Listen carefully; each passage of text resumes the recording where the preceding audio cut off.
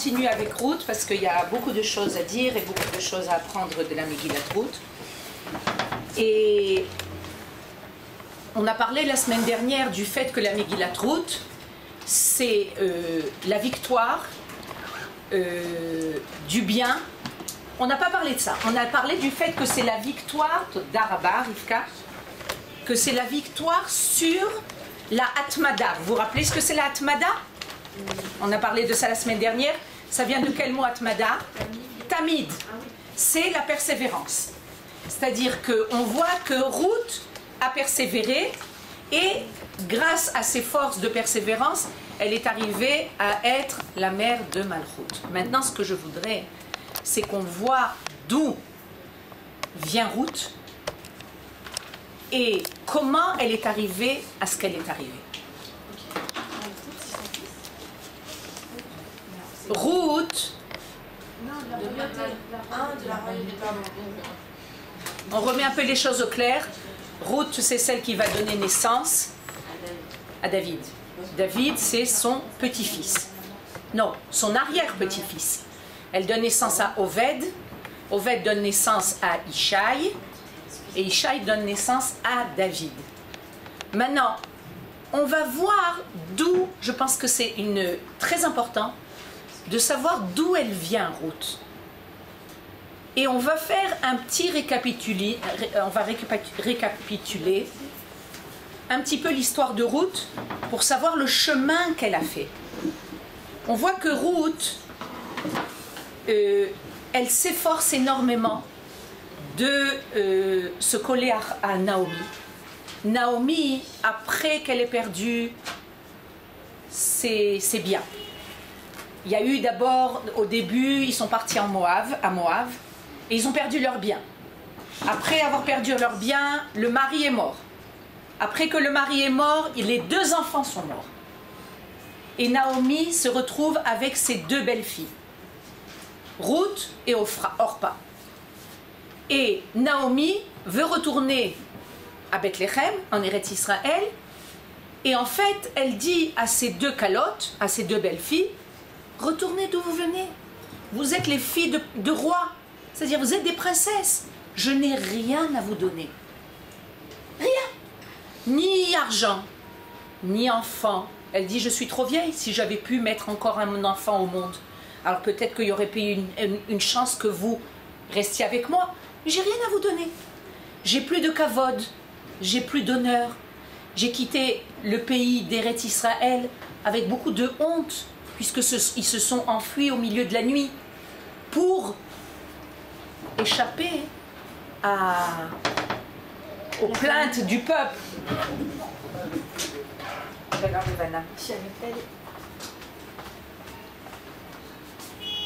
Et on voit qu'une des calottes qui est Orpa, accepte de retourner dans la maison de son père. Et Ruth, mitametzet, c'est-à-dire qu'elle s'efforce malgré le fait qu'elle n'a rien. Et elle veut se coller à Naomi. Et on voit que le fait qu'elle a usé, elle a déployé tellement d'efforts, alors que la vie pour elle aurait été beaucoup plus facile, de retourner à la maison de son père, d'être princesse, d'avoir des honneurs, d'avoir de l'argent, d'avoir un avenir assuré. Elle aurait pu se marier, une princesse, elle a beaucoup de prétendants, elle n'a pas voulu. Nos sages nous disent que le fait qu'elle a déployé tellement d'efforts lui a donné le mérite d'être du Zera Avraham Avinu, c'est-à-dire de faire partie de la descendance de Avraham Avinu. Avraham Avinu, c'est le premier Ruth de l'histoire, puisque Avraham Avinu, c'est par lui que commence le peuple d'Israël. Le père de Avraham Avinu, il n'était pas du peuple d'Israël. Donc il commence une nouvelle histoire. Comment il commence une nouvelle histoire? De la même façon qu'il déploie des efforts inouïs pour combattre ce qu'il y avait à combattre à son époque. Qu'est-ce qu'il y avait à combattre à son époque? L'idolâtrie. L'idolâtrie. Il y avait un roi qui s'appelait Nimrod. Et quand Nimrod a entendu qu'Avraham Avinu était là pour contrer l'idolâtrie, il a voulu le jeter dans la fournaise ardente. Et il l'a jeté dans la fournaise ardente. Shalom. Et on voit qu'Avraham Avinu, l'homme est vater, qu'il n'est pas prêt à renoncer. Il n'est pas prêt à renoncer à sa vérité pour des biens matériels. Mais tu te rends compte, tu es en danger. Tu vas être en danger, Nahon. Mais quand j'ai une vérité, je suis prête à me mettre en danger. Avraham Avinu est le premier à brandir un drapeau que si j'ai une vérité, même s'il y a d'autres considérations, je ne suis pas prêt à renoncer à ma vérité. Ruth, grâce à ses efforts qu'elle va déployer, va rentrer dans la descendance, dans le peuple d'Avraham Avinu. Elle fait partie de façon intégrante aux midot d'Avraham Avinu. Les midot d'Avraham Avinu. Shalom Ilana, Enbaya. Imaginez-vous la situation de Ruth. Elle est Goya. Elle est veuve. Elle n'a rien. Comme j'ai dit, ni ressources matérielles, ni ressources, aucune ressource. Et malgré tout ça, on va voir comment Akadosh Baruch Hu va déployer une ashgacha. Les ashgiach, c'est faire attention. C'est-à-dire qu'il va amener une histoire extraordinaire pour faire aboutir l'histoire de Ruth à dévoiler David Améler qui va être le roi d'Israël et qui va amener le Mashiach. Et ça, c'est les bidot de Ruth. On voit que Ruth, d'où elle vient, on va un petit peu récapituler. De Moab. De Moab.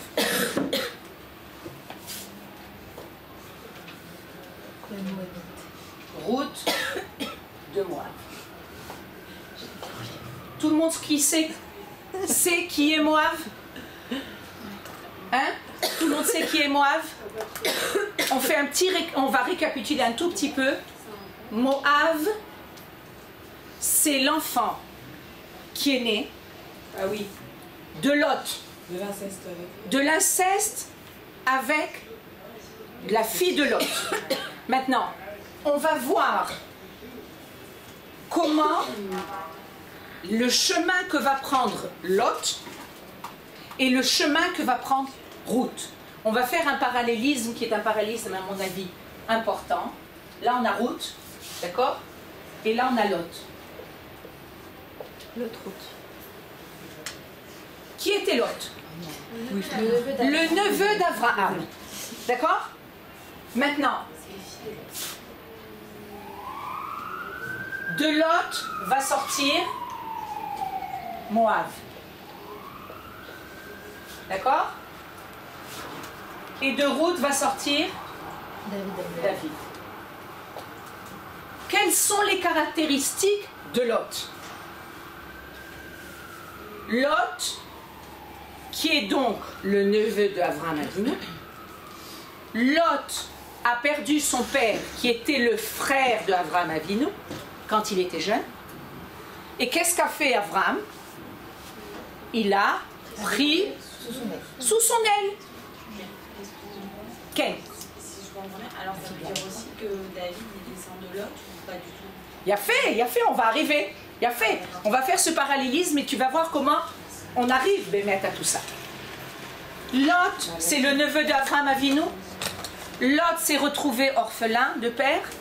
Avraham, qui était l'oncle, va prendre sous son aile Lot et va l'accompagner dans tout son itinéraire.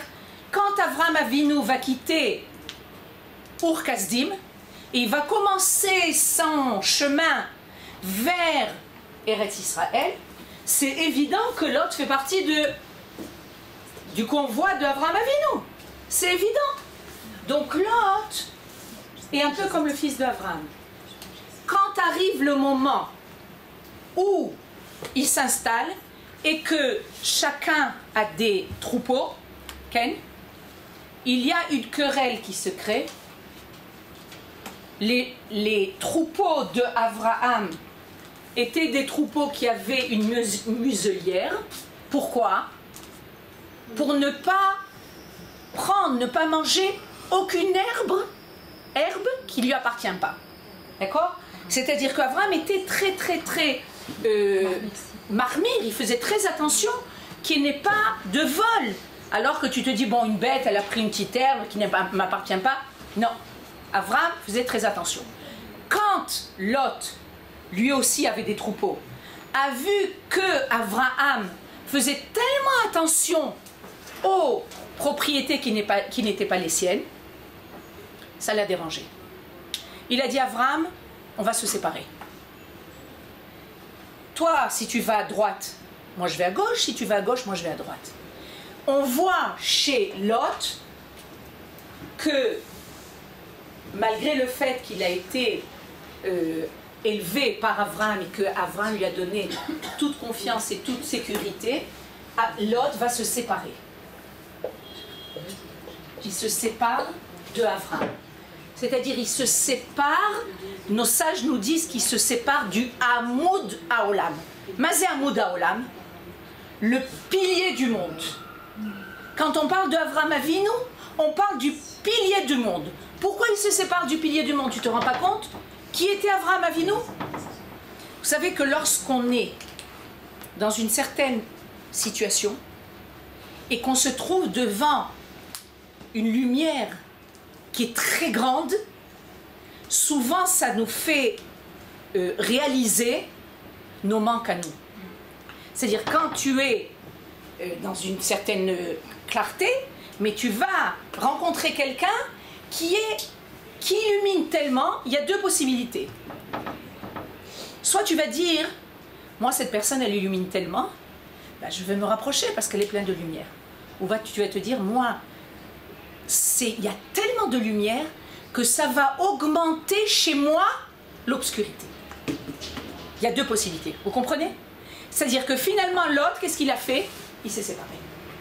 La lumière de Abraham était tellement grande qu'il s'est séparé de Abraham. Et on dit que toute séparation, elle amène à quelque chose de mauvais. Le fait de ne pas... Et Bevadaï qu'il faut s'éloigner du mal, mais là on ne parle pas de ça. On parle de se séparer de quelque chose qui est tov. D'accord? Et nos sages nous disent que qu'est-ce qu'il a été choisir comme endroit pour vivre Lot? Où est-ce qu'il a été habité? Sodome. Mais tu as dit séparation, c'est simplement avec les gens, parce que par exemple dans la Nida c'est bien une séparation. Ça c'est se séparer, on a dit, mais de quelque chose qui est selon la Torah, tu dois te séparer, de t'éloigner du mal. Selon la Torah, tu dois te séparer de beaucoup de choses. Pour être dans la Kedusha, okay, tu as besoin d'avoir une séparation. Ouais. Vous savez que quand on se marie, okay, Julie, quand on se marie, qu'est-ce que le mari fait? Qu'est-ce que c'est les Kiddushin? Il sépare les femmes de tous les autres. Il sépare cette femme de tous les autres hommes du monde. C'est-à-dire qu'il y a une séparation claire et nette. C'est-à-dire pour arriver à la Kedusha, tu dois te séparer d'autre chose. Mais te séparer pour arriver à quelque chose d'élevé. Mais là, qu'est-ce qu'il a fait? Il s'est séparé de la Kedusha. Il s'est séparé du Tov. Le Tov, au contraire, tu dois te rapprocher. Mais bataille. Maintenant, qu'est-ce que... Comment? Dans les jaloux. À mon avis, c'est pas une question qu'il était jaloux, il sentait combien il était petit par rapport à Abraham. Et en plus de ça, quand quelqu'un il est tellement, il fait tellement attention à la propriété des autres, tu es obligé toi-même de vivre d'une certaine moralité. Maintenant, l'autre n'avait pas, lui, ce qu'il avait envie, le plaisir. C'est pour ça qu'il va choisir Sodome. C'est-à-dire qu'à partir du moment où tu veux jouir du plaisir, Tu veux enlever les barrières. Les barrières te dérangent. Quand tu veux jouir, tu veux pas de barrières. C'est le gros problème. Il y a beaucoup de gens qui te disent, oui, vous les datim, vous vivez avec des barrières. Comme je disais, c'est nachon que la Torah te met beaucoup de barrières. Parce que si tu n'as pas de barrières, tu n'as pas la possibilité de savoir comment arriver à la lumière. Si tout est ouvert, tout est ouvert. Vous savez, quand il y a un faisceau de lumière, un laser très très intense, On le suit. on le suit et le laser il est très très très précis. C'est comme le lit de la rivière. S'il y a pas de... Exactement. Ça dépend. Bédiouk. Alors il te dit, oui, vous avez des barrières. Vous avez le Shabbat, vous avez la cacheroute, vous devez vous habiller d'une certaine façon. Zénachon. Zénachon. Mais d'un autre côté, tu sais que ce chemin qui est clair et net va t'amener à quelque chose de tov, quelque chose de kadosh, quelque chose. Et en plus de ça, finalement, les barrières, elles deviennent agréables. On dit, il y a une très belle phrase que j'aime beaucoup. On dit que la Torah, c'est Ol Mitzvot. Vous savez ce que c'est Ol Mitzvot? Le joug des mitzvot. Qu'est-ce que c'est le joug? C'est quelque chose qu'on porte, Nachon. Nachon, c'est un peu lourd. Eh bien, il y a une phrase qui dit comme ça, quand on arrive à la bar mitzvah, à la bat mitzvah, on dit Mazal Tov Sheigata le Noam Ol Mitzvot. C'est pas, il y a le Ol c'est le joug, mais il y a le Noam, c'est-à-dire le fait que ce joug, il est agréable. C'est-à-dire arriver au stade où tu te rends compte que c'est un joug, Zénachon, qu'il est lourd, mais que ce joug, il te fait du bien. C'est comme quelqu'un, j'utilise toujours cette image, qui veut aller monter l'Everest et qui n'a rien sur lui. Pour aller monter l'Everest, il faut prendre un sac à dos avec beaucoup, beaucoup de choses. Si tu ne mets pas dans ton sac à dos et tu t'es pas préparé avant l'ascension de l'Everest comme il faut, tu ne monteras pas l'Everest. C'est comme ça. Et là, la Torah vient te dire, il y a un Noam ol mitzvot. Il y a un joug qui est agréable. Pour revenir à Lot, Lot a été choisir, il a quitté le pilier du monde et il a été choisir un endroit, Sodome, qui était le paradis sur terre. À Sodome, c'était le paradis sur terre. Nos sages nous disent que c'était un endroit où il y avait un climat extraordinaire, de l'eau, des fleurs. Il faisait bon de vivre à Sodome. Regardez où est-ce que c'est Sodome maintenant. D'accord? Vous connaissez Yamamélar. Il n'y a rien. D'accord? C'est exactement l'antithèse de ce que c'était. À Sodome, les gens vivaient comme des rois. Mais ils vivaient comme des rois et ils étaient tellement conscients que ce qu'ils vivaient c'était extraordinaire et ils disaient nous on a travaillé pour faire que cet endroit soit un paradis, on veut que personne n'en profite. Tout invité qui arrivait à Sodome, il ne pouvait pas rester à Sodome. Seulement ceux qui ont travaillé pour l'endroit, on l'accepte. C'est-à-dire l'antithèse de Avraham Avinu. Puisque Avraham Avinu, qu'est-ce que c'est? L'hospitalité. Mais on raconte aux enfants comment Avraham, il avait une tente, il avait 4 portes dans sa tente, 4 ouvertures. Tous les gens qui venaient, ils venaient directement dans la tente de Avraham Avinu. Où est-ce que va aller Lot? Il va aller à Sodome. L'antithèse de Avraham Avinu. D'accord? Abusé, là. Et là, on voit non seulement qu'il va aller à Sodome, il se sépare, il va aller à Sodome pour jouir. En plus de ça, on va rencontrer Lot avec une conduite morale des plus dépravés. comment un homme arrive à aller avec sa fille, avoir des rapports avec sa fille.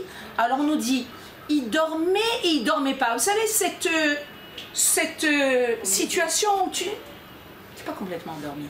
Plus de ça, pour avoir des rapports, tu ne peux pas être complètement endormi. D'accord? Donc il dormait pas, un genre de demi-conscience. Il n'y avait pas une prise de conscience réelle. Non seulement il va avec une première fille, il va avec une deuxième fille, c'est-à-dire ma mâche dépravée.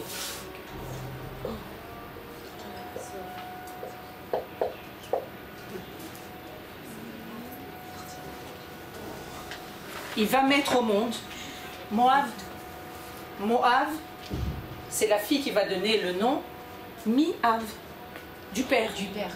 C'est-à-dire, à tout jamais, à l'éternité, on sait que cet enfant, il est né d'une relation incestueuse. Incroyable. D'accord? Autre chose. Qu'est-ce qu'il va faire Lot? Quand il va s'enfuir de Sdom, et que à Sdom, Sdom va être détruite complètement.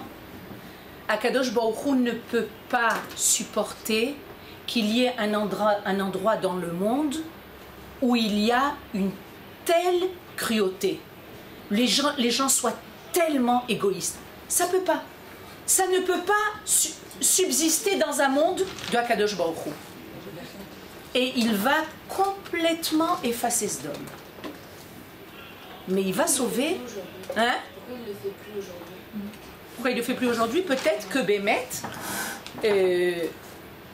quand, je vais te répondre à cette question comme ça, quand Akadosh Baruch Hu va dire à Abraham, tu sais, je vais détruire Sdom, il va, premièrement, il aurait pu très bien détruire Sdom sans dire Abraham, d'accord? Mais non, il va faire participer Abraham, parce qu'Abraham va être celui qui va être participant à la création de Akadosh Baruch Hu, et il veut que Abraham Avinu, il nous enseigne en fait ça, Abraham Avinu, qui prie pour l'endroit.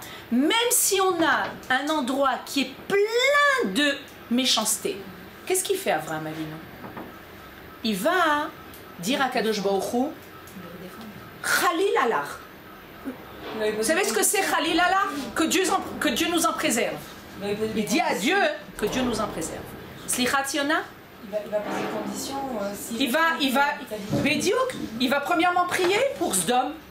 Peut-être qu'il y a du bien dans Sdom. Peut-être que le bien, c'est le divin. Peut-être qu'on va déceler une parcelle divine. On ne peut pas mettre de côté des parcelles divines.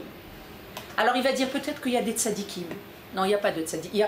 Il y a 50 tzadikim, il n'y a pas. 40, il n'y a pas. 30, il n'y a pas. 20, il n'y a pas. 10, il n'y a pas. 10, c'est le tzibour. C'est-à-dire que c'est le minyan. Le minyan, c'est à 10. S'il n'y a pas 10 tzadikim, ça prouve que l'endroit, il est complètement dépravé. Mais Lot va être sauvé. Lot, quand même, malgré le fait que tout Sdom va être complètement détruite, Lot va être sauvé. Et alors, Bérénice, elle nous dit pourquoi c'est pas ce qui se passe de nos jours. Peut-être qu'il y a des gens qui sont tzadikim. Peut-être qu'il y a au moins 10 tzadikim. Il y a peut-être au moins 10 tzadikim. Peut-être qu'aujourd'hui, personne n'est capable d'avoir cette attitude qu'Abraham il a eu de dire je veux quand même les sauver. D'accord. Et c'est Bémet, un point d'interrogation. Abraham Avinu, il était là pour plaider à la cause de cet endroit. D'accord. Mais tu sais, tout en disant ça, je me dis, il y a quand même des endroits dans le monde, il y a des endroits dans le monde qui sont... il y avait des tremblements de terre.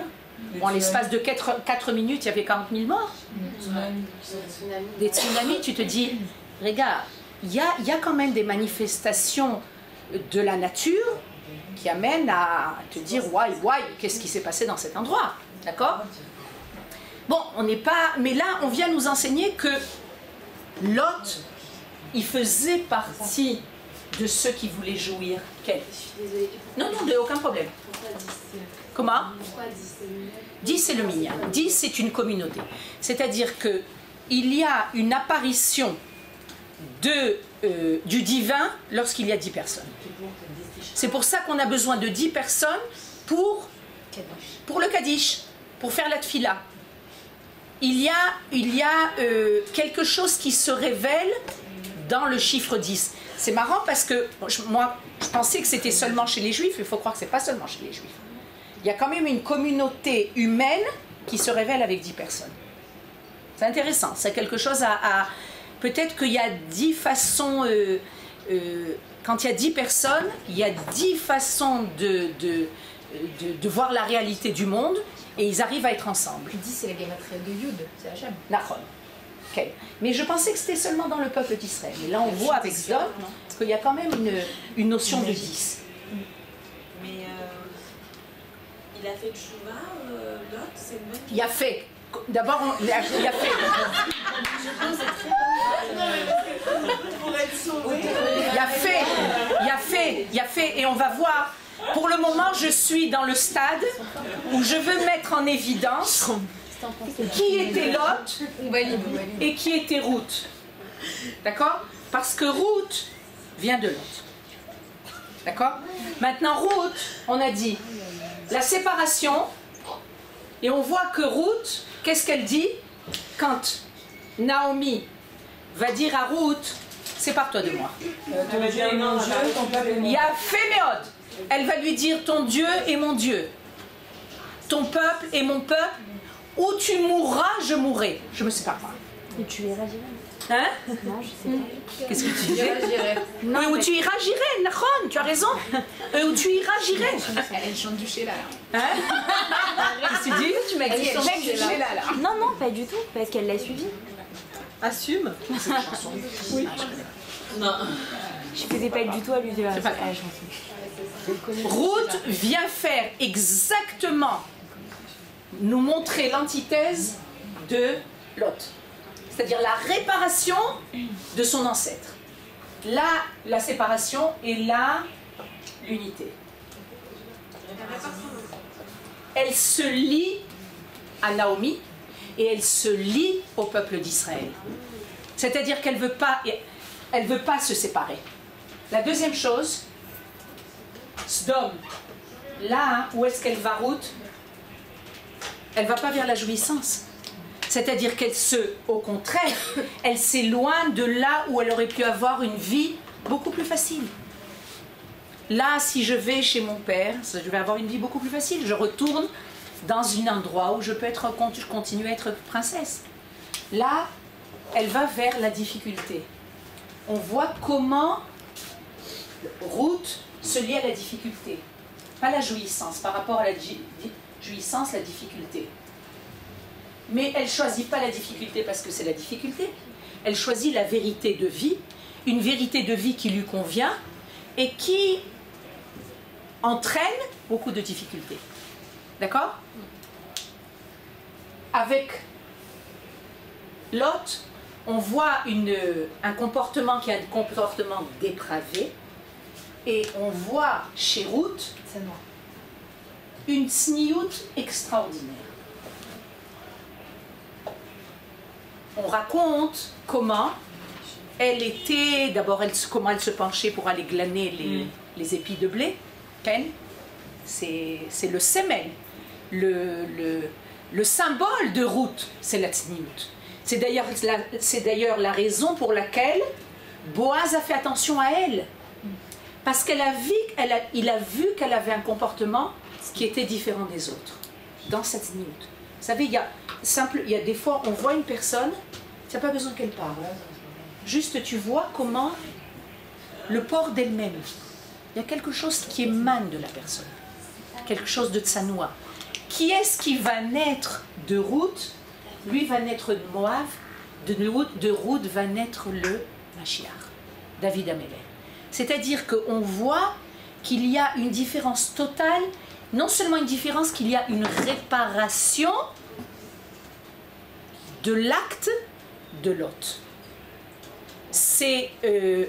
Nos sages nous disent que quand Akadosh Baruch Hu a sauvé Lot, il a sauvé en connaissance de cause que de lui vont sortir shte pirdot tovot.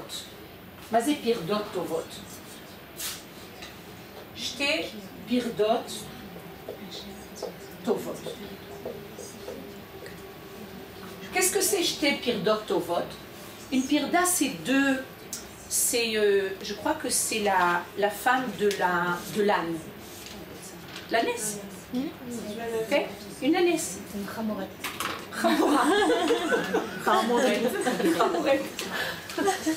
Maintenant, regardez comment, de quel mot ça vient jeter pirdot tovot? Oh. Péred, il a fait. Péred, en fait, c'est ça.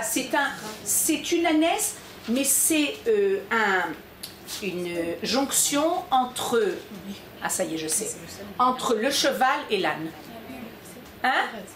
La mule. La mule. Il a fait. Le khmar, quoi. C'est vrai, c'est ça? Le khmar, c'est khmar.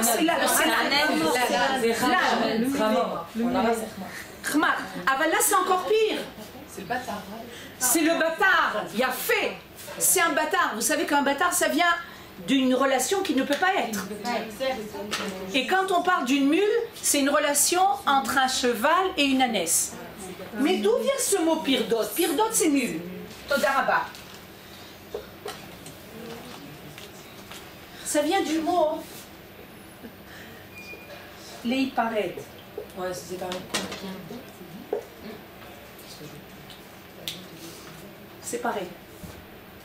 C'est-à-dire que de Lot va sortir deux, entre guillemets, mules, mais deux femmes qui vont se séparer de cette lignée, qui est une lignée qui n'est pas tellement heureuse entre nous, une lignée d'inceste, et qui vont amener quelque chose d'extraordinaire. Il y en a deux. La première, c'est Ruth, et la deuxième, c'est Naama. Ruth. On a dit que les deux filles de Lot, elles ont eu deux enfants de Lot. D'accord? Le premier, c'est Moab. Et le deuxième, c'est Ammon. Ammon et Moab. Mais les deux, c'est issu d'un inceste. Les deux sont issus de l'inceste. De deux filles de Lot. Ok? De Moab va sortir Ruth à Moabite. Et de la deuxième fille va sortir Ammon. C'est un peuple qui s'appelle Ammon. Ammon et Moab. Qu'est-ce que c'est Ammon? Beaucoup. Beaucoup. Non, Ammon, beaucoup, c'est avec un He. C'est Am Katan. Fait. C'est quand on dit, par exemple, on dit un ours, c'est Dov. On dit un petit ours, Doubon. Ah, Doubon. Doubon. Hein, Doubi, quel? Mais Doubon, c'est un petit ours. Ça montre que c'est petit. Katon, il y a Katan et il y a Katon. Katon, c'est petit, c'est petit. Tanton. Hein? Tanton. Tanton, c'est encore plus petit. Katan, c'est petit. Tanton, c'est encore plus petit. D'accord? Appelle Doubon. Ça se rappelle la Doubon?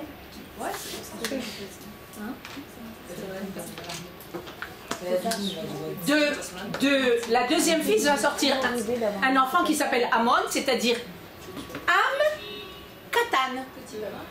Qui est-ce qui va sortir de Ammon? C'est Naama. Naama, c'est une histoire particulière. C'est en fait, elle va se lier à Shlomo HaMelech. Naama descend de Ammon, Ruth descend de Moab.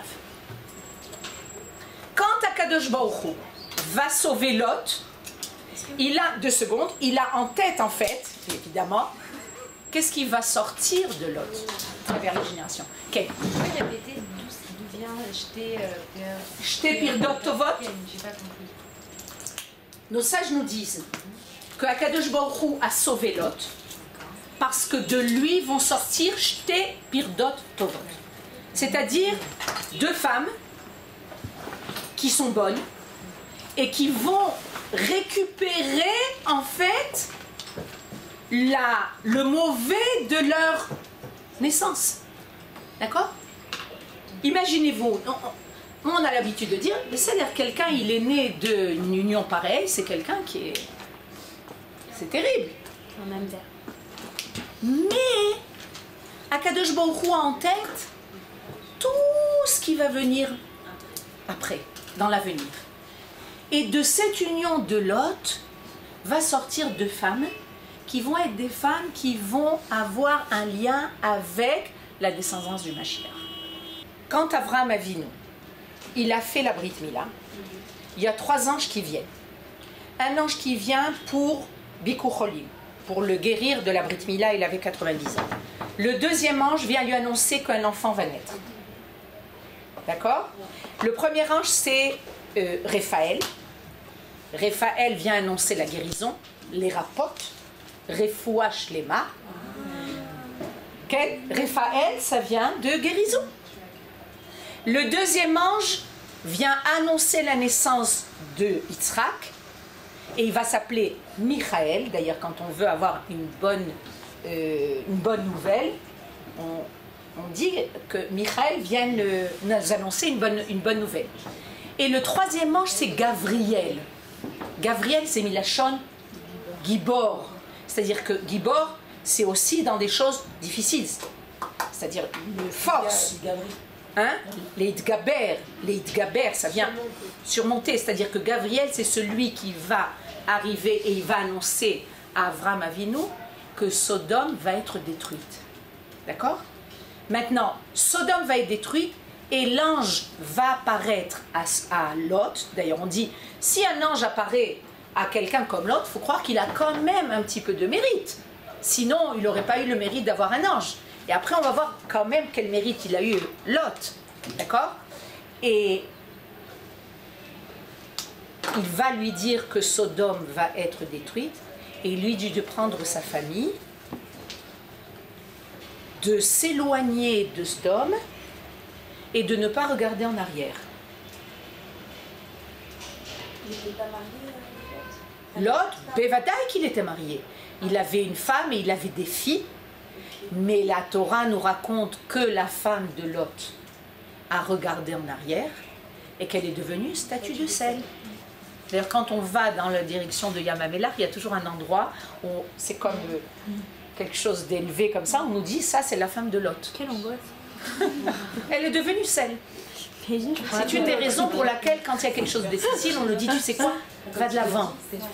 Ne regarde pas à l'arrière. C'est ça qui va te faire avancer. Et ils sont allés se cacher où alors? Et ils se sont enfuis de Sodome, ils ont avancé, ils se sont enfuis de Sodome. Les filles de Lot, qui devaient être des femmes bien, Comment elle s'appelle? on ne nous dit pas le nom.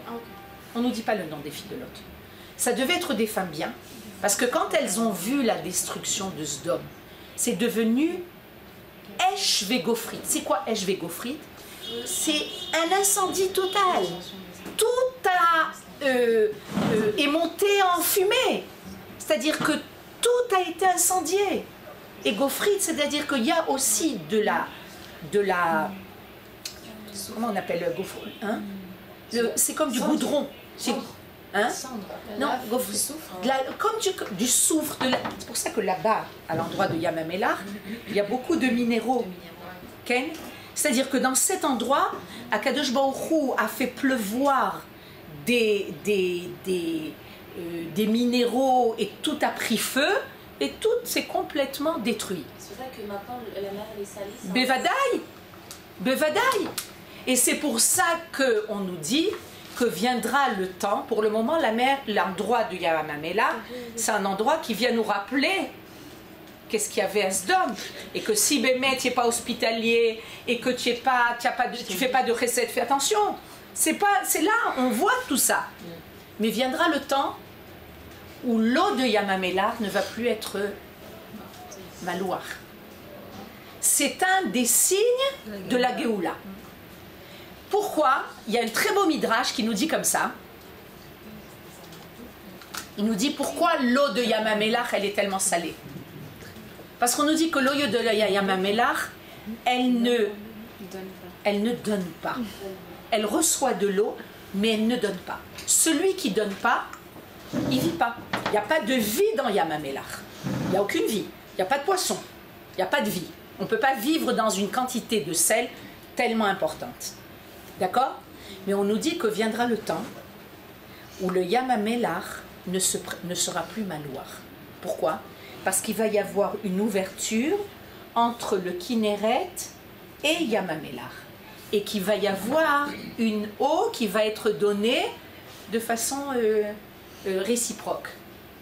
Et on voit que maintenant, le Yam HaMelach, il a énormément de changements. Il y a énormément de choses qui sont plus comme avant dans Yam HaMelach. Il se vide. Hein? L'eau se vide. L'eau se vide pour se remplir d'une autre sorte d'eau. Maintenant, tout ça pour nous dire que finalement, les filles de Lot, c'était des filles qui, en fait, pensaient que le monde était complètement détruit. Il n'y avait pas d'internet, il n'y avait pas de téléphone. Ce qu'elles ont vu, c'est la destruction de leur lieu de vie. D'accord? Et elles ont vu qu'il n'y avait plus de vie. Et elles, dans leur idée, elles se sont dit, il faut qu'on continue à donner vie. Maintenant, qu'est-ce qu'il y a? On est deux filles et notre père.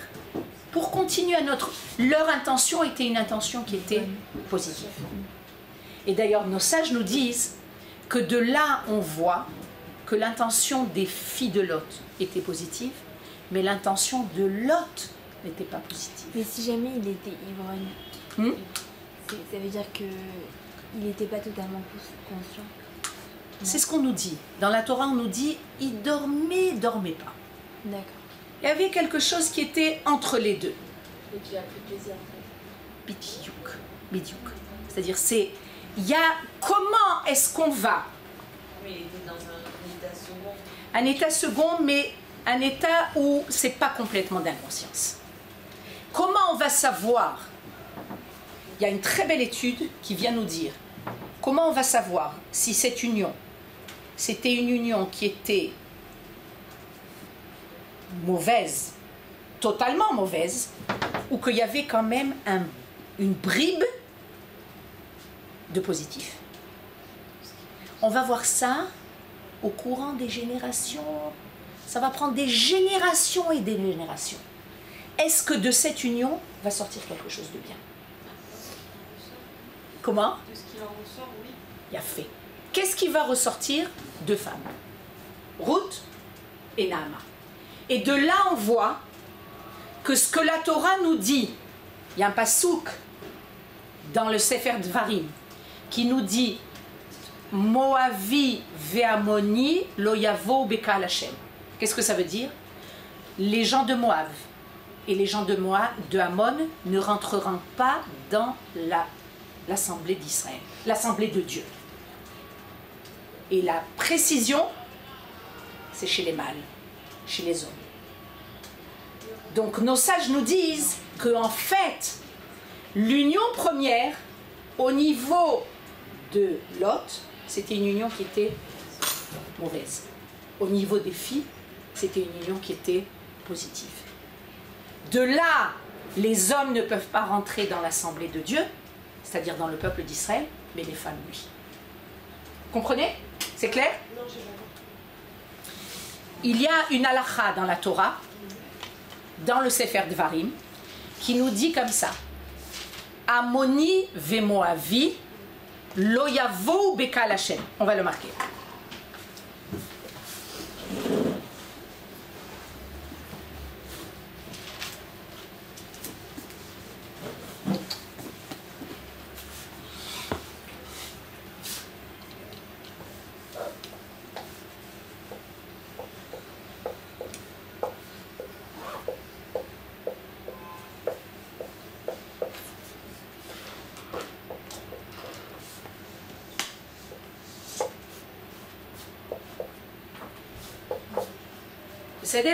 C'est une halakha que les gens de Moab et les gens de Ammon ne peuvent pas rentrer dans le peuple d'Israël. Mais pourquoi les filles, oui.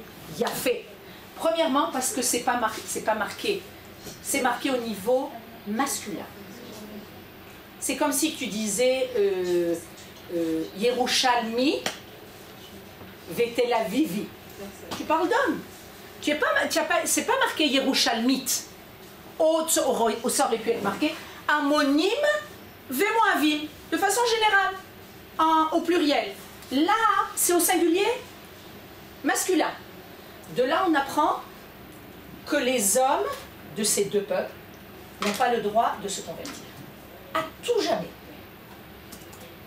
Et donc, la question s'est posée lorsque Ruth a voulu rentrer dans le peuple d'Israël. La question s'est posée, est-ce qu'elle a le droit? C'était pas encore une décision rabbinique qui avait été décidée avec force au Sanhédrin, qu'ils ne s'étaient pas réunis, parce qu'il n'y avait pas eu peut-être l'occasion. Mais quand Ruth a voulu se convertir, alors ils se sont réunis et ils ont dit, regarde, est-ce qu'on a le droit de la convertir? Et là, il y a eu cette précision. La précision chez les hommes, pas chez les femmes. Et de là, on voit qu'à posteriori, après des générations et des générations, l'union qu'il y a eu entre Lot et ses filles, au niveau de Lot, elle était mauvaise, mais au niveau des filles, elle était bonne. D'accord? Ouais, Quelle est c'est là? pas aussi parce que les femmes, elles ont donné à boire ou à manger, c'est déjà aussi. Nahon. Yafé, tu me rajoutes quelque chose. C'est que, pourquoi il y a eu ce pasouk, comme quoi ils n'ont pas le droit de rentrer dans le peuple d'Israël? Parce que quand les enfants d'Israël sont sortis d'Égypte et ils ont voulu passer par le pays de Moab et de Ammon, tu vois des gens passer à côté de toi, donne-leur à boire. Pour la petite histoire, entre parenthèses, des fois on va au cotel de la maison à pied, il y a un endroit, une petite table comme ça, où des gens mettent devant la porte des bouteilles d'eau, quand il fait chaud en général, en été, des bouteilles d'eau et des verres en plastique. C'est-à-dire, qu'est-ce que tu as besoin de plus quand il fait chaud? Tu as besoin d'eau. D'accord? Maintenant, ces gens-là de Moab et Ammon n'avaient même pas donné à boire. Alors, qu'est-ce qu'on voit? Ah, si à ce point ils ne sont pas hospitaliers, donc ils continuent la tradition de Sodome, on ne les veut pas dans notre peuple. Mais eux, à l'époque, c'est les hommes qui étaient à l'extérieur. Vous savez qu'à l'époque, les femmes, elles n'étaient pas à l'extérieur. C'est les hommes qui n'ont pas donné à boire aux enfants d'Israël. Donc on a, Akadosh Baruch Hu a décidé, chez les hommes, il n'y a pas de possibilité de rentrer dans le peuple d'Israël s'il n'y a pas cette fibre d'hospitalité qui appartient à Avraham Avinu. On veut voir si tu fais partie d'Avraham Avinu. À tel point qu'on nous dit comme ça, si tu vois quelqu'un qui n'a pas en lui d'hospitalité, de rachmanout, mazé rachmanout, de miséricorde, il est cruel, il est égoïste, vérifie ses ascendants, peut-être qu'il ne fait pas partie du peuple d'Israël. À tel point, c'est-à-dire c'est mamash, la base. Et c'est d'ailleurs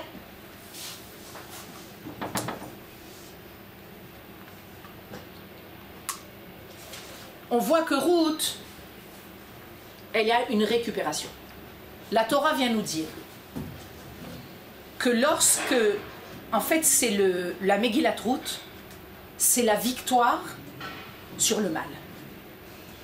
Pourquoi la victoire sur le mal? Parce qu'a priori, d'une relation tellement mauvaise, ne peut sortir que du mal. Et on voit que non.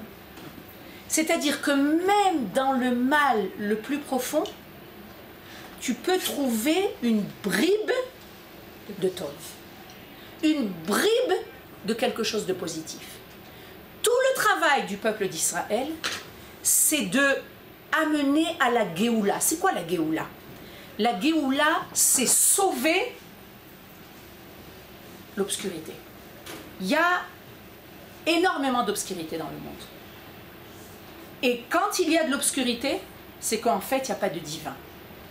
Le travail du peuple d'Israël, c'est de dévoiler que même dans l'obscurité, il y a du divin. Est-ce que tu vas faire ce travail-là ou tu ne vas pas faire ce travail-là? Maintenant, pour ça, il faut Ruth.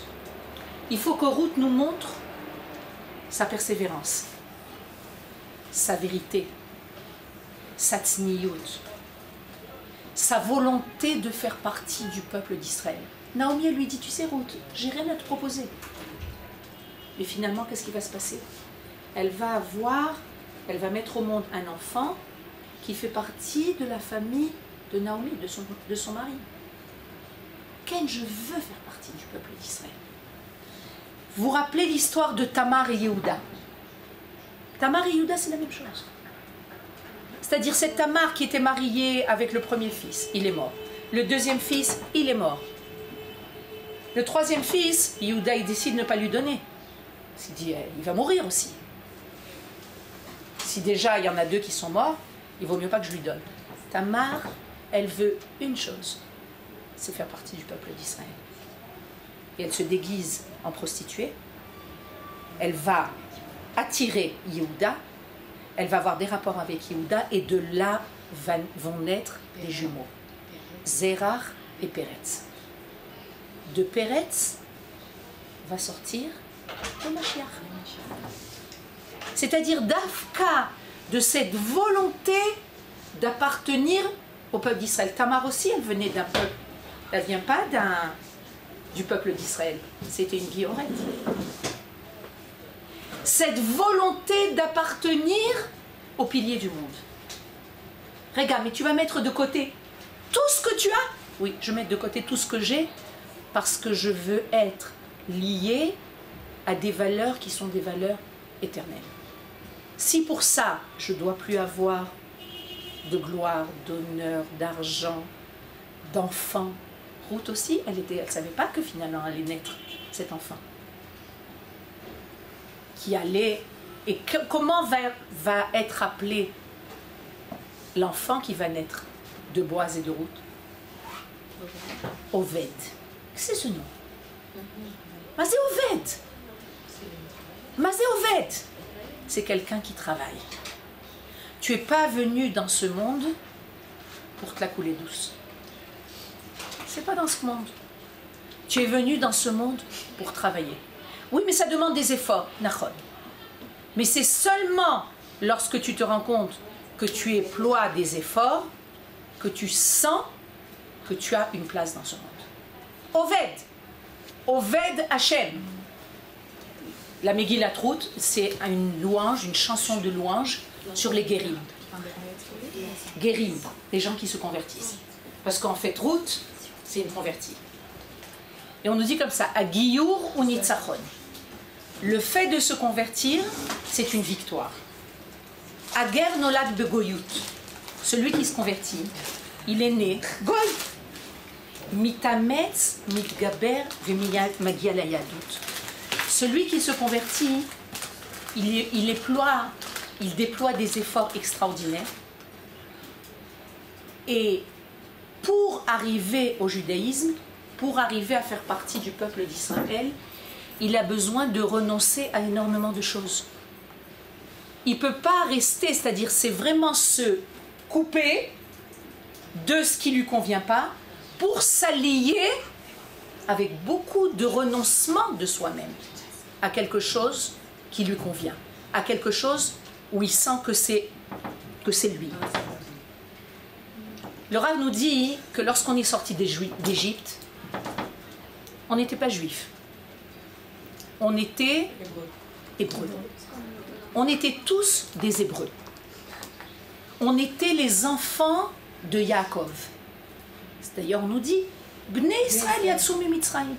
On ne dit pas Yehudim yatsu miMitzrayim. Bnei Israël yatsu miMitzrayim. Les enfants de Yaakov.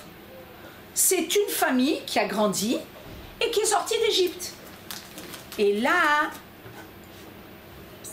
on nous dit que lorsqu'on est sorti d'Égypte, on est passé tous à un stade de Giour, c'est-à-dire de conversion. On est tous passés par le Mahamad Arsinaï. Du coup, on a la Nefesh Hager. Le Nefesh Hager. Bédiouk. C'est d'ailleurs pour ça qu'on dans la Torah, on nous dit que tu dois toujours te rappeler ce que tu as passé en Eretz Mitzrayim, on fait toujours allusion à Mitzrayim. Pourquoi? Parce que là-bas, tu étais dans un état où tu étais différent des autres. Est-ce que tu vas avoir cette notion, lorsque tu fais partie du peuple d'Israël, de sentir qu'il y a des gens qui sont différents de toi et que tu fais attention à eux, que tu es miséricordieux envers eux? Une des grandes mitzvot de la Torah, je crois que c'est mentionné quelque chose comme 36 fois, qu'on doit faire très attention aux guerres, aux guérim. Guérim, yatom ve'almana. Des gens qui ont moins, des gens qui ont laissé de côté beaucoup de choses pour se lier au peuple. Et qu'est-ce qui s'est passé à Yetziat Mitzrayim? Tout le monde a fait un giour. Les hommes ont fait une brit mila. Il y a eu une tvila. Et il y a eu Kabbalat Mitzvot B'Ma'amad Har Sinai. C'est ce que font les guérim. Okay? Les hommes font la brit mila. Ils font une tvila. Tout le monde fait la tvila. Et il y a Kabbalat Ol Malchut Shamayim. C'est-à-dire d'être conscient que je suis prêt à recevoir le joug de Malchut Shamayim, c'est-à-dire de la royauté divine.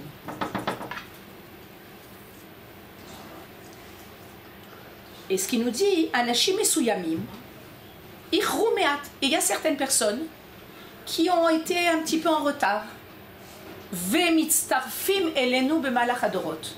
Et pendant toutes les générations, ceux qui n'ont pas passé la conversion au Mahamad Har Sinai, au temps où on était au Har Sinai, ils se joignent à nous pendant toute la période, toutes les générations. On a toujours quelques guérim, et on nous dit que Bemet, Besof Hayamim, c'est-à-dire au temps de la Géoula, il va y avoir de plus en plus de guérim. Pourquoi il va y avoir de plus en plus de guérim d'après vous? Parce qu'on besoin. Il se réveille. Et pourquoi il se réveille maintenant? Parce qu'il y a... La fin, elle a vraiment la délivrance de Mashiach qui arrive. Ken? Parce qu'on doit réunir tous ceux qui ont... Je n'entends pas. Parce qu'on doit réunir tout l'Israël, tous ceux qui ont... Il y a fait aussi. Qu'est-ce que vous en pensez? On nous dit qu'en fait, qu'il y a un certain moment où les gens ne pourront plus se convertir. Fini. Pourquoi? Parce que la lumière, elle va être tellement claire, tellement évidente, qu'il n'y a plus de mérite. C'est-à-dire tout le monde entier va vouloir se convertir. Alors il y a un moment où, zéro, on sent que ça s'approche. Ce sera plus par émouna, mais par évidence en fait. Mais quand c'est par évidence, il n'y a plus vraiment de travail. Okay? Si Akadosh Baruch Hu te montre la lumière de façon évidente, quel travail tu as pour voir la lumière?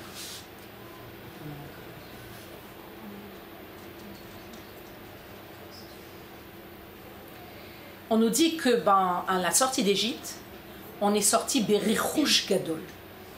C'est quoi Berichouch Gadol? Avec une grande richesse. Et nos sages nous disent que cette grande richesse, c'est les guérim.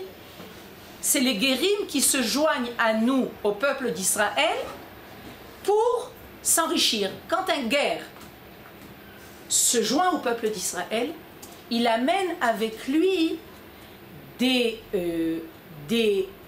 choses qui font partie de lui en tant que guerre et qui vont enrichir le peuple d'Israël. Déjà dans notre peuple, on est un peuple qui est plein de kibbutz galouyot. Il y a d'Éthiopie et d'Amérique et de Canada et de France et du monde entier. Okay? Mais on est tous juifs. Mais lorsqu'il y a des guérim qui vont faire partie du peuple d'Israël, il y a quelque chose qui va se rajouter et qui va enrichir de façon extraordinaire la capacité du peuple d'Israël, les capacités du peuple d'Israël. Donc on nous dit, il y a deux choses. On nous dit que d'un côté, les guérim, ça peut être une tova extraordinaire, c'est-à-dire un cadeau extraordinaire pour le peuple d'Israël. Et d'un autre côté, il y a aussi une idée qui nous dit, on doit faire très attention aux guérim, parce qu'il y a des rimes qui peuvent, chas v'shalom, amener énormément de difficultés au peuple d'Israël. Okay? Quand ils se convertissent pas véritablement par émouna et par conviction, mais qui se convertissent par intérêt. Bidiouk. Ok.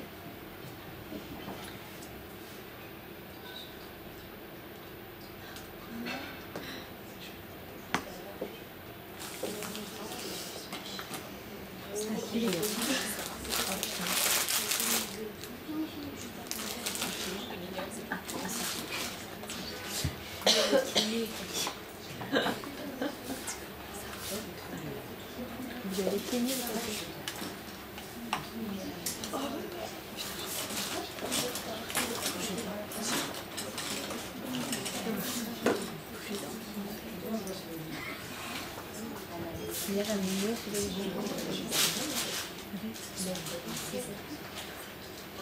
Le mot route, et là c'est un enseignement que j'ai lu de la rabbinite, vous avez entendu parler de la rabbinite Yemima Yemima. Et je lisais la semaine dernière un enseignement qui est à mon avis magnifique, qui est pour moi complètement nouveau. Dans le mot route, on va découvrir un autre mot. Tor. Tor, Nachon. Qu'est-ce que c'est Tor? C'est un tour. Que Non, mais c'est mon tour. Non, ça. Tor, on dit Torah. Tor, c'est Torah. On dit qu'il y a un temps où va se faire entendre la voix du Tor, c'est un oiseau. Mais Kol Tor Nimtsa Be'artsen. Tor, c'est une. Hein? Shrak-shrak. Hier, on a eu un question sur le shrak-shrak. C'est quoi le shrak-shrak? Non, C'est pas le Tor. c'est le shrak. C'est quoi en français le shrak-shrak? C'est une notion compliquée. Hein. Mais il a deux prénoms. Il y a Shrak-Rak Et Rachem, il s'appelle Rachem. Exactement. Rachem, il s'appelait elle aussi. Ouais. Cet oiseau, C'est l'oiseau qui sifflera pour la Géoula.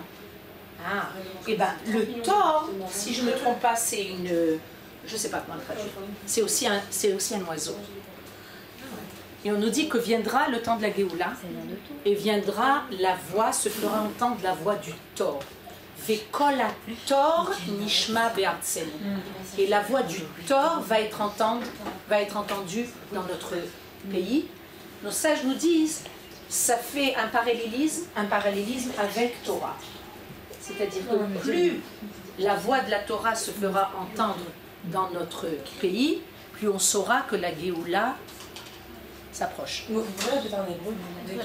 Vekol Tor Nimtsa Be'artsen. Kol Ator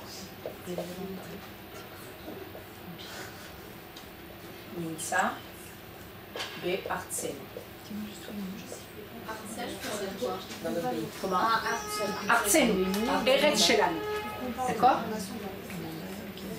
La deuxième explication de ce que c'est le mot route, ça vient du mot les harvot. Qu'est-ce que c'est les harvot? Les harvot, comment on dit en français? C'est que lorsque quelqu'un a soif, qu'est-ce qu'on fait? On l'abreuve. On l'abreuve. C'est ce que moi, ils n'ont pas fait. Il a fait mes hôtes. C'est quoi? C'est ce que moi. C'est ce que Moab n'a pas fait. Ils n'ont pas donné d'eau. En quoi elle a abreuvé? C'est-à-dire qu'elle a donné de l'eau.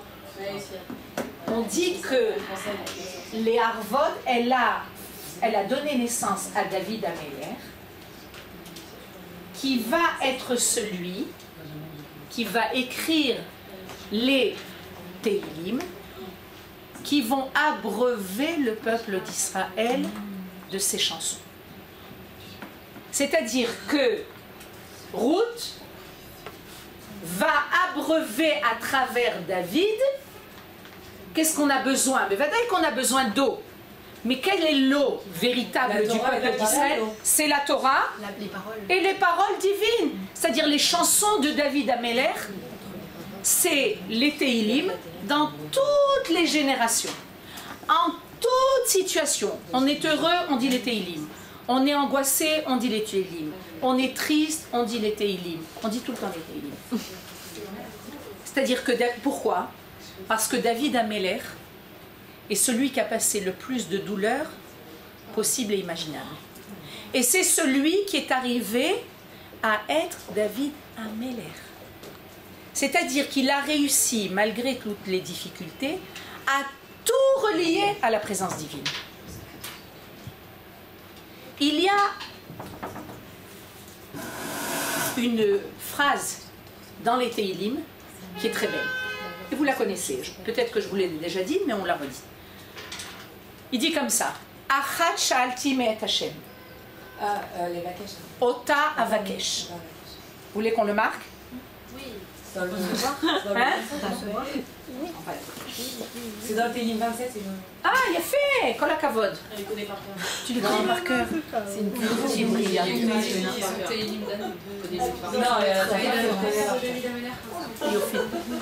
Tu as les Téhilim? Par exemple. C'est Sidour Téhilim. C'est un Téhilim à elle toute seule. Jamais j'ai vu quelqu'un qui lit Téhilim comme ça. Voilà. Ce pasouk Dalet. Achat sha'alti me'et Hashem ota avakesh. Ça continue. רגע, שבתי בבית השם, Shivti. שבתי, בבית השם כל ימי חיי, Chayai. לחזות בנועם השם ולבקר בהיכל. Faut les vaquer vechalo. Bien fait. Passe-moi, comme ça. Je le mets. Oui. Alors, si vous voulez la référence, c'est le Pérec 27, Kaf Zayin, et le Passouk Dalet. Et David Améler nous dit comme ça. Achat פסוק ד' Shalti Me'et Hashem Ota Avakesh Shivti Bevet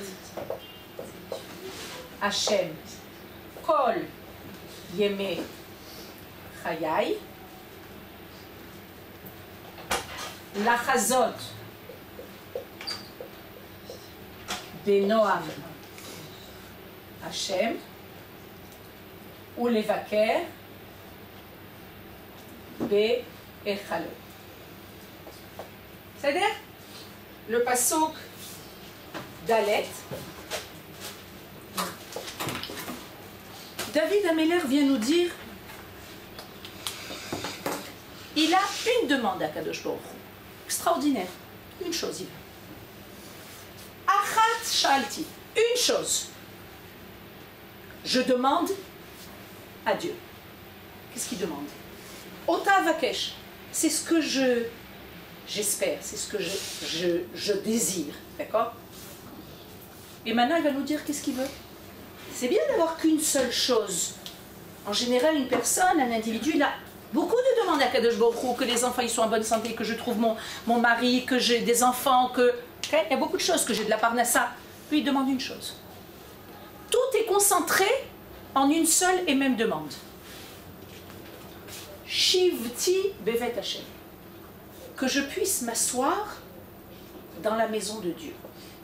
D'accord? Kol yemei chayai. Tous les jours de ma vie. La chazot benoam Hashem. De voir le noam. Comment on dit le noam? L'agréable de Dieu. Comment Dieu est agréable. Ou les vaker bechalo. Et rendre visite dans son sanctuaire. Regarde, David Améler, qu'est-ce qu'il demande? D'être assis dans la maison de Dieu. C'est quoi la maison de Dieu? Le Beth Amikdash. Et de contempler la splendeur divine. Et entre nous, c'est bizarre. C'est bizarre de demander une chose pareille. Regarde, David Améler, ce que tu veux faire dans la vie, c'est d'asseoir dans le Beth Amikdash, ne pas bouger du Beth Amikdash et être entourer toute ta vie de splendeur divine. C'est Mais c'est logique. C'est ce que tu veux faire. Tu veux t'asseoir après qu'il est. C'est quel. Ça veut dire avoir sa place, être dans le des rêves qui lui permettra d'avoir sa place à cet endroit-là. Ça veut dire. Là, ce qu'on lit dans le Passouk, Shivti. Mais ça va rentrer entièrement que de faire ça. Comment? Comme vous disiez, il a sûrement déjà vécu les guerres, les femmes, la royauté. Maintenant, ce qu'il veut, c'est être dans la plénitude. Ken, tu sais comment il s'appelle l'ancêtre de David? De Leïla. L'ancêtre de David. On vient de le dire. Oved. Regarde, tu as un moment où tu t'arrêtes de la Sot Avoda. Son grand-père, il s'appelle David Oved. C'est-à-dire que toute ta vie, tu dois être Be'avoda. Alors, c'est quand même intéressant que la seule demande que David Améler, il est, et c'est ce qu'on dit dans les Teilim, et on le dit, on le redit, on le chante, c'est une chanson, Achat Sha'alti, d'être assis dans la maison de Dieu, de contempler la splendeur divine, c'est bizarre. Il veut du Nahat pour peut-être être plus proche d'Hachem. Mais c'est peut-être pour tout le monde. Comment, Abigail? Non, mais c'est Clali, quoi. C'est ce qu'il nous souhaite, peut-être pour. À tous, quoi. Non, je sais pas. Premièrement, il y a quelque chose de vrai ce que tu dis, c'est que David Améler, il est Méler. Vous vous rappelez qu'est-ce qu'on a dit? Qu'est-ce que c'est le mot Méler? C'est quoi Méler? Hein? Qu'est-ce que c'est Méler? C'est le roi. Dans le sens fonction. C'est le mot Koulam. Chet, Lamed, Mem. On peut écrire Koulam sans vav. La même chose. C'est-à-dire que David Améler, il a une neshama qui est une neshama shel Koulam, Klalit. C'est vrai que lorsqu'il dit qu'il veut être assis dans la maison de Dieu, il parle que la neshama du peuple d'Israël, elle veut être liée à Dieu. Maintenant, quand il dit véritablement qu'il veut s'asseoir dans la maison divine et que c'est la seule demande, en fait, les sages, ils nous disent comme ça. Quand David Améler, il émet cette demande, c'est qu'il dit à Kadosh Baruch Hu, je veux que tu sois, je veux être avec toi dans toutes les secondes de ma vie. C'est-à-dire que lorsqu'une personne, elle sent la présence divine, toute sa vie, à chaque instant, à chaque moment, à chaque situation, à chaque événement, à chaque parole, à chaque... tout ce qui lui arrive, elle est dans la maison de Dieu. La maison de Dieu, elle n'est pas seulement physique. On a l'impression que la maison de Dieu, c'est le temple. Nahon, on attend que le temple apparaisse. Mais les Teilim, c'est pour tous les temps. Ça fait 2000 ans qu'on n'a pas le Beth Amikdash et on dit les mêmes choses. Qu'est-ce qu'on attend? Le temple? Nahon, c'est vrai qu'on attend le temple véritablement. Mais pour l'instant, où il est notre temple? Où il est le temple physique qu'on peut vivre? Dans nos maisons. En nous-mêmes. En nous-mêmes. C'est-à-dire, est-ce qu'à l'intérieur de moi, il y a un endroit qui est le sanctuaire? Est-ce que dans ce que je vais faire, et c'est un degré très élevé, mais c'est le degré vers lequel on doit atteindre, on doit tendre. Est-ce que dans chaque moment de ma vie, je sens que Akadosh Baruch Hu est avec moi? Ou est-ce qu'il y a des moments où il n'est pas présent? Chas v'shalom. Maintenant, chaque instant de notre vie, chaque événement de notre vie fait partie d'un dialogue qu'on a avec Akadosh Baruch Hu. David Améler, avec tout ce qu'il a vécu, avec les difficultés, avec les douleurs, il a été chassé, il a été mis de côté de toute sa famille, il a été abandonné, il a été rejeté, il a été pourchassé par Shaoul Améler. On voulait le tuer. Après qu'il a été roi, après de longues années, il a été roi, son propre fils a essayé de le tuer. Vous connaissez l'histoire de David Amer? C'est important de lire, d'apprendre la vie de David Ameller. Il a passé par tout ce qu'on peut passer comme épreuve dans la vie. Mais la grandeur de David Ameller, c'est de ne s'être jamais écarté de Akadosh Baruch Hu. Parce que tout provient de Akadosh Baruch Hu. C'est d'avoir eu des guerres, c'est d'avoir eu des épreuves, mais de sentir que toute sa vie, il était assis dans la maison de Dieu. Achat Shalti. Quand un homme, un individu, il sent qu'il est constamment dans le sanctuaire divin, il peut être dans la douleur, évidemment, puisqu'on voit que David Ameller était énormément dans la douleur. À tel point que dans les Teilim, il dit, il y avait un endroit où j'étais bien, c'était dans le ventre de ma mère. C'est-à-dire, à part le ventre de ma mère, tout le reste, c'était difficulté. C'est ce que tu dis? C'est vrai? Le meilleur endroit, c'est dans le ventre de sa mère.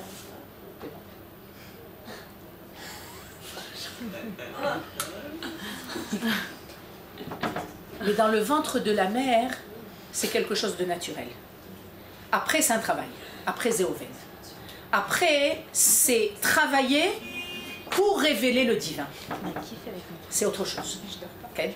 Mais c'est ce qu'il dit. C'est-à-dire qu'il a tellement souffert qu'il dit, quand j'étais dans le ventre de ma mère, j'ai dit une shira.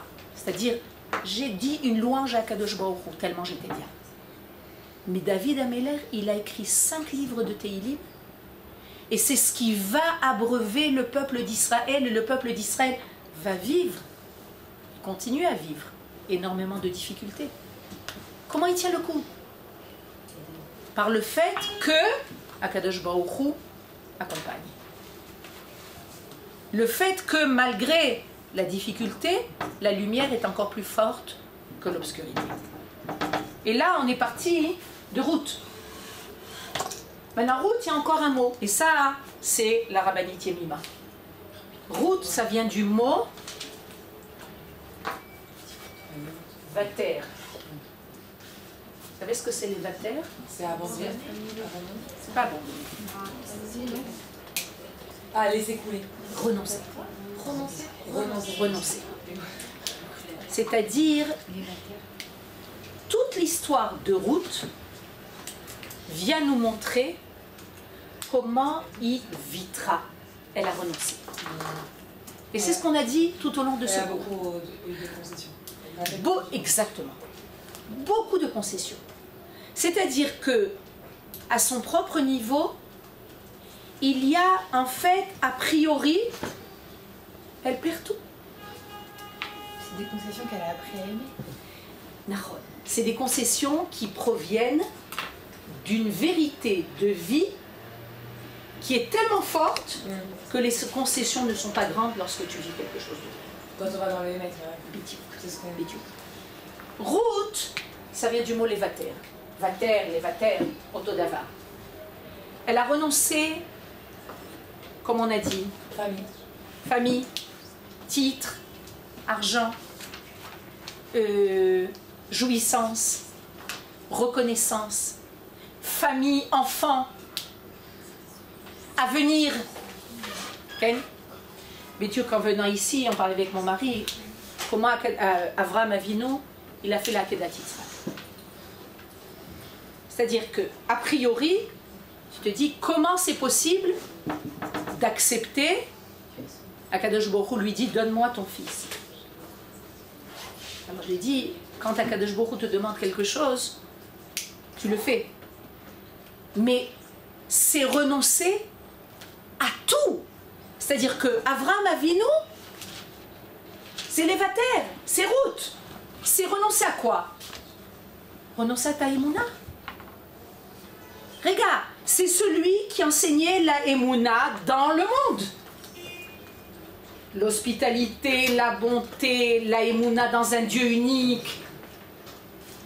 D'un coup, tu renonces même à tout ce que tu as répandu dans le monde pendant toute ta vie. Tu renonces à ta descendance. Akadosh Baruch Hu, il vient et lui dit, tu sais, tu vas mettre au monde un grand peuple. Quand Akadosh Baruch Hu lui dit, prends ton fils,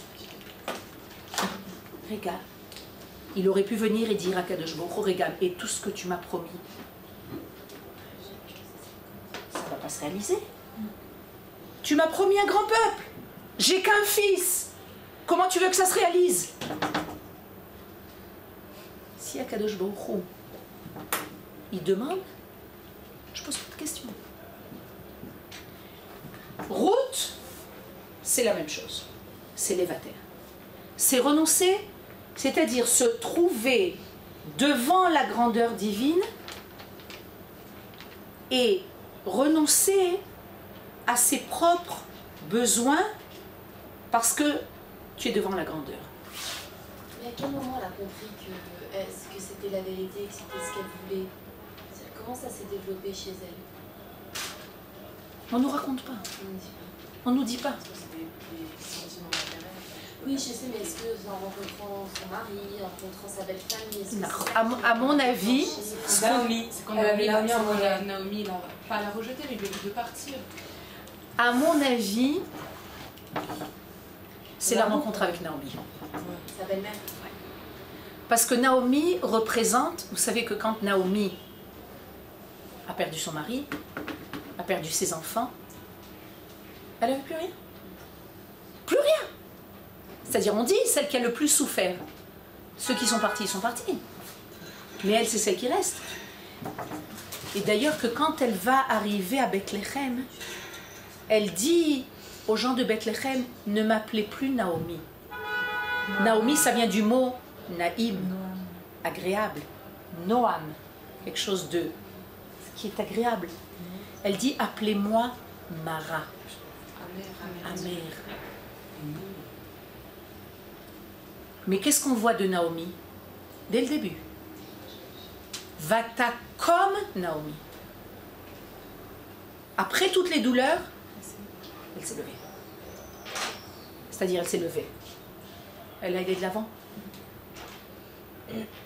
C'est-à-dire qu'à mon avis, quand on voit le lien qui s'est créé entre Ruth et Naomi, Ruth a vu devant elle une femme qui représente une volonté de vivre, malgré le fait qu'elle n'a plus rien. Comment tu veux vivre lorsque tu n'as plus rien? Il n'y a pas pire. Donc, je vis parce qu'Akadosh Baruch Hu a décidé que je dois continuer à vivre. À mon avis, Ruth a rencontré et a révélé ce qu'il y avait en elle. Parce que quand une Neshama, quand Ruth se joint à Naomi, c'est qu'elle avait en elle ses forces de vie. La preuve, c'est que Orpa n'a pas suivi. Elle est rentrée chez elle. Elle est rentrée chez elle. Pourquoi? Parce que chez Orpa, ça n'a pas fait écho. Chez Ruth, ça a fait écho. Ce que Naomi vit, ça a fait écho avec Ruth. Maintenant, comme on a dit, Ruth, Zélévater, elle a renoncé à beaucoup de choses. Et on voit que Avraham Avinu, il a renoncé à beaucoup de choses. Et en fait, c'est ce que nous dit la rabbinite Yemima. Moi, ça m'a beaucoup interpellée parce que on voit que Ruth, dans toute l'histoire de Ruth, en fait, elle fait ce qu'on lui dit de faire. Elle ne prend pas d'initiative. La seule initiative qu'elle prend, c'est de ne pas se séparer de Naomi et de se lier à Naomi et son peuple, et sa Torah et sa terre. Le reste, Naomi va lui dire « Va glaner dans les champs de Boaz ». Elle va glaner dans les champs de Boaz. Naomi, elle va lui dire va te lier, va te faire ta tvila et va vers la couche de Boaz, elle va faire sa tvila, elle va vers la couche de Boaz. On voit qu'elle ne prend pas d'initiative. Non seulement ça, c'est que quand Boaz il voit comment Ruth veut se lier à lui, il lui dit, c'est pas tout de suite qu'il s'est lié à elle. Il lui a dit, attends, on va vérifier dans le Sanhédrin l'histoire de Moaviv et Ammonite dont on a parlé. C'est seulement après, une fois que tout a été vérifié, qu'il va se lier à Ruth. Maintenant, Ruth, quand elle a son enfant, quoi de plus grand qu'une femme qui a un enfant? Elle n'était pas jeune, Ruth. On dit qu'elle avait 44 ans. Pas jeune. Quel degré plus élevé qu'une femme, sauf, finalement, elle met au monde un enfant, la continuation d'elle, de la famille. Et une fois qu'elle met son enfant au monde, on va voir les psukim.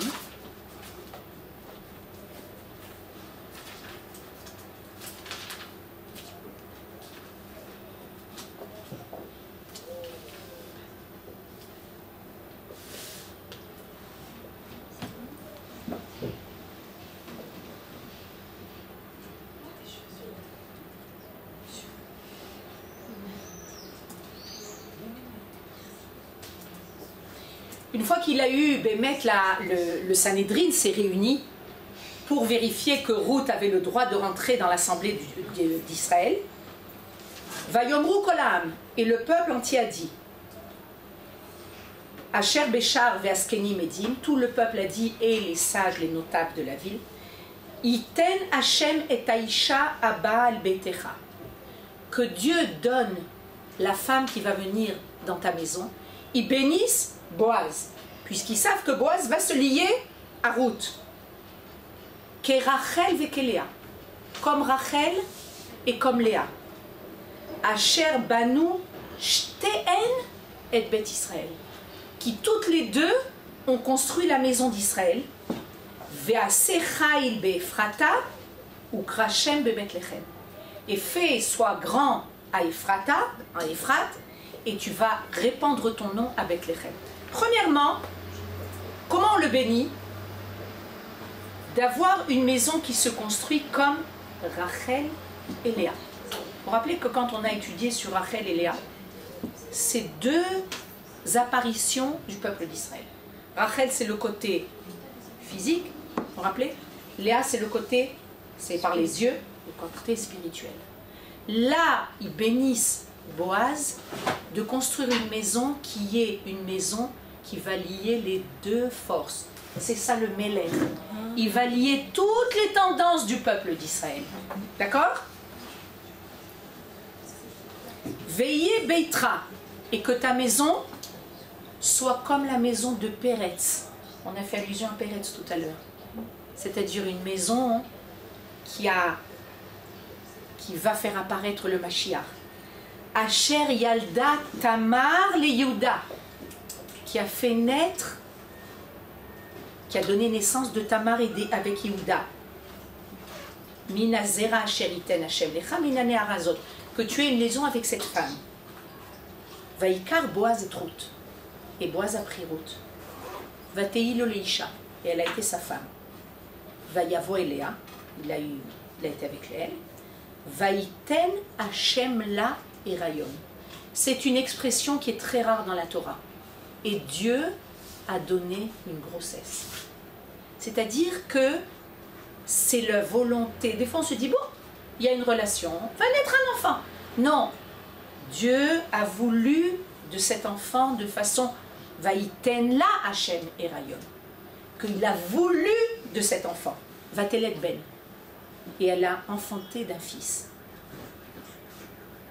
Vatomarna Nashim el Naomi. Et les femmes, de quelle femme on parle? Elles parlent à Naomi. Regarde, Naomi, on parle de Ruth. on parle de Boaz. Là, d'un coup, on parle plus de Ruth.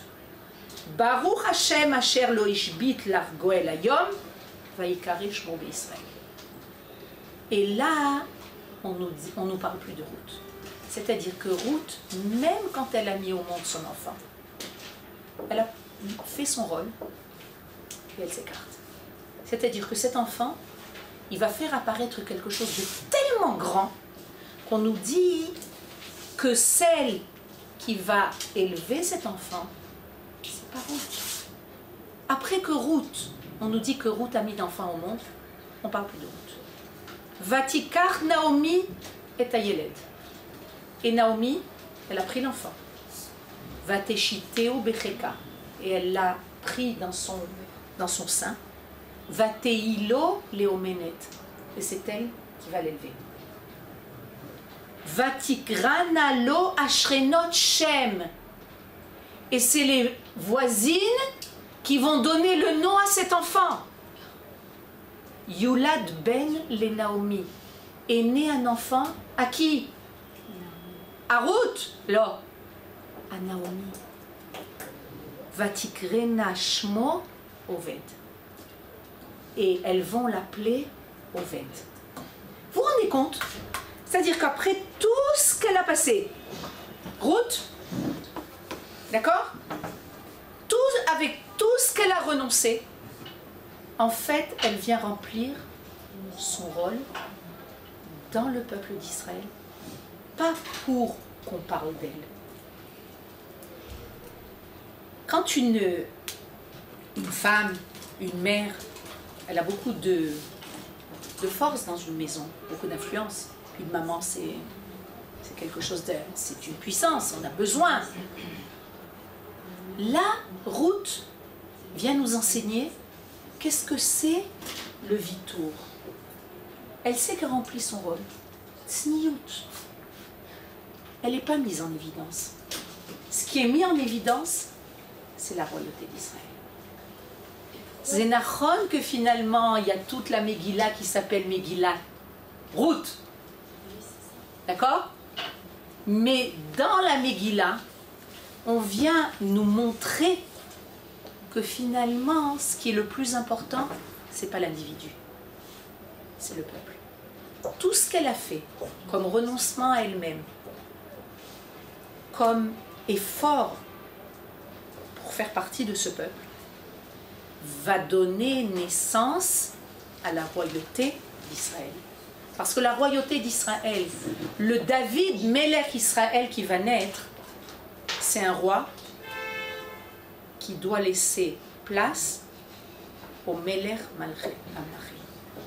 C'est-à-dire le roi d'Israël, il n'est pas comme tous les autres rois du monde. Les autres rois du monde, tu as un roi devant toi, Zao, tu tombes par terre parce que c'est le roi. Le roi David, et c'est le roi Melech HaMashiach qui va venir, Bezrat Hashem, c'est faire place à la royauté divine dans le monde. C'est-à-dire d'être présent, mais de s'annuler en même temps. C'est extraordinaire. C'est un travail énorme. Comment d'un côté tu es présent, et on ne peut pas sans toi, et d'un autre côté, ce que tu veux faire apparaître dans le monde, c'est Dieu. C'est ce qu'on voit, c'est ce qu'on a appris avec Ruth. Zélévater, c'est faire apparaître la Torah, c'est faire apparaître David Amelech, qui est celui qui va faire régner Akadosh Baruch Hu dans le monde. Et tout ça vient de Yehoret, qui va nous montrer, Bémet, comment le peuple d'Israël va dévoiler celui qui va être le Mashiach.